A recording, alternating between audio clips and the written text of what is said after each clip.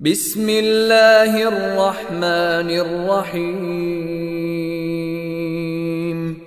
اقرأ باسم ربك الذي خلق خلق الإنسان من علق اقرأ وربك الأكرم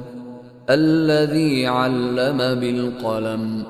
علم الإنسان ما لم يعلم كلا إن الإنسان ليطغى أن رآه استغنى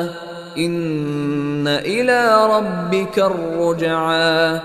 أرأيت الذي ينهى عبدا إذا صلى أرأيت إن كان على الهدى أو أمر بالتقوى أرأيت إن كذب وتولى ألم يعلم بأن الله يرى كلا لئن لم ينته لنسفعا بالناصية ناصية كاذبة خاطئة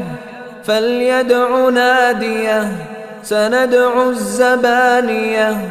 كلا لا تطعه واسجد واقترب